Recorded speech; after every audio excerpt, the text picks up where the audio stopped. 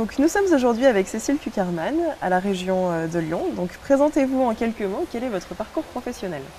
Alors moi je suis enseignante en histoire-géographie. D'accord. J'ai donc fait des études d'histoire, puis après passé le concours de l'enseignement. J'ai été enseignante en collège jusqu'à la rentrée dernière, donc jusqu'au 1er octobre 2011. D'accord. Et comment en êtes-vous donc arrivé à être ici En fait, j'ai été élue conseillère régionale en 2004, une première fois, quand Jean-Jacques Kéran a remporté la majorité à l'Assemblée régionale.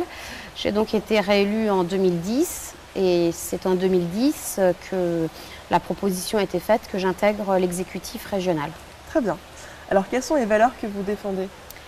Je crois que les valeurs que je défends, qui en tout cas m'animent et qui font que je fais de la politique aujourd'hui et que je m'engage, je crois que ce sont celles de solidarité, celle de justice sociale, je crois qu'il y en a de plus en plus besoin, puis celle aussi de la construction d'une autre société, d'une société plus humaine, d'une société qui permette à chacun de vivre correctement. Alors que pensez-vous du coup du nouveau gouvernement et de notre nouveau président? Je pense que ça répond aux besoins d'un changement, je crois que ça s'est exprimé fortement. En même temps, et là à la fois en tant que conseillère régionale, mais aussi en tant que sénatrice, j'aurais envie de dire, je crois qu'il ne faut pas se tromper. Beaucoup de gens attendent et donc il va falloir très vite des gestes forts en direction de toutes et de tous, en tout cas de toutes celles et tous ceux qui travaillent et qui ont du mal de plus en plus à joindre les deux bouts à la fin de chaque mois. Très bien. Alors vous êtes la plus jeune sénatrice du Parlement actuel. Depuis combien de temps êtes-vous engagée politiquement? À quel moment vous vous êtes dit j'aimerais Alors je pense qu'il n'y a pas de date de départ, hein, bien évidemment. Moi, j'ai été marquée dans mon adolescence, dans mon enfance et dans mon adolescence sur la lutte pour la libération de Nelson Mandela et ce combat emblématique de libérer une personne qui était emprisonnée pour injustice. Quand j'ai été étudiante, quand j'ai fait mes études, j'ai eu des responsabilités étudiantes. J'ai été élue au Conseil national supérieur de l'enseignement et de la recherche. Voilà, après je suis devenue enseignante et puis il y a aussi des hasards de la vie, des choix collectifs qui font que mon parti m'a proposé en 2004 pour être conseillère régionale de la Loire. Et puis voilà, de fil en aiguille, j'ai été réélue conseillère régionale et j'ai été élue sénatrice à l'automne dernier. Alors pour préciser, quel est votre parti du coup? Donc je suis membre du Parti communiste Front de gauche aujourd'hui. D'accord. Alors parlez-nous de votre poste pour l'égalité homme-femme. Donc c'est un poste important puisque nous avons souhaité en 2010, donc Jean-Jacques Kéran, et puis nous l'avions nous porté dans le cadre de la campagne d'élection régionale, mettre ces questions au cœur de la politique régionale et se dire qu'en matière de politique publique, en matière de décision politique, eh bien nos décisions ne devaient pas générer d'inégalités. Donc l'objectif de cette délégation, ça a été à la fois de balayer ce qui se faisait déjà ou ce qui ne se faisait pas au sein de la région, et puis de promouvoir, d'encourager à travers des actions très concrètes dans toutes les délégations, des initiatives qui génèrent de l'égalité entre les femmes et les hommes, et en tout cas où on s'interroge sur le fait est-ce qu'en faisant telle action, tel choix, on ne va pas aller au contraire de notre objectif. Donc je crois que c'est à la fois une lecture transversale de ce qui se fait au sein de la région, en partenariat avec le président Jean-Jacques Kéran, et puis aussi, bien évidemment, soutenir, encourager et promouvoir un certain nombre d'initiatives dans toutes les politiques. Alors concrètement, quelles sont les actions que vous menez justement pour combattre ces inégalités?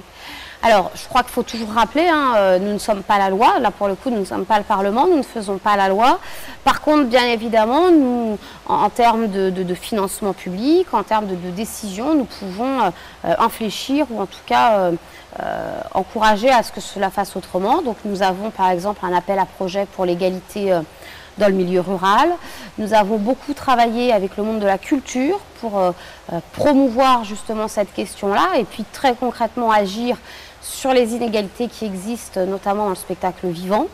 Donc voilà, un certain nombre d'actions très concrètes. Et puis nous avons aussi en interne revu dans chacune des délégations ce qui se faisait, ce qui pourrait être fait en termes d'amélioration, en termes d'accès à l'emploi, en termes d'accès à la formation.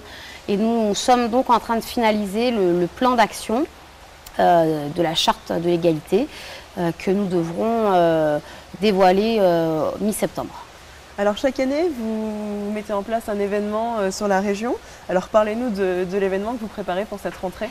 Alors donc nous organisons la quinzaine de l'égalité entre les femmes et les hommes. Celle-ci se déroulera en tant que telle du 5 au 19 octobre. Mais vous savez, c'est comme les festivals, il y en a toujours un peu plus, un petit peu avant, un petit peu après. En tout cas, l'idée c'est sur 15 jours, sur les 8 départements de Rhône-Alpes, de donner la possibilité aux associations, donc celles et ceux qui sont au plus proche du terrain, au plus proche des femmes et des hommes, eh bien de mettre en avant des actions qu'ils font, de leur permettre de donner à voir, de mettre en débat, de projeter un film, de mettre une exposition, de faire du théâtre, d'aller à la rencontre des publics scolaires.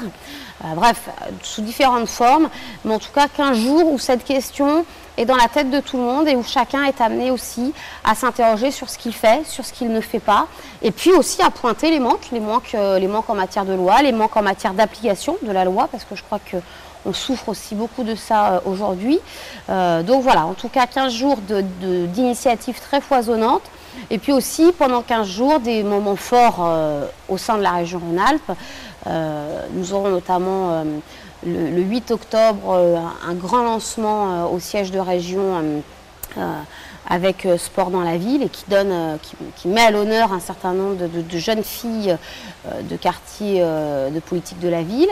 Et puis un autre temps, le 17, pour le grand débat, où là nous font venir 2 intellectuels qui nous interpellent, nous nourrissent un petit peu intellectuellement et donnent en tout cas une dimension bien évidemment à cette question, hein, qui est une vraie question de société et qui nous conforte sur le fait qu'on est bien là sur des projets de société quand on parle d'égalité entre les femmes et les hommes, et donc le politique y a toute sa place. Très bien. Merci beaucoup Cécile Merci. C'est gentil d'avoir répondu à nos questions et à très bientôt. Merci.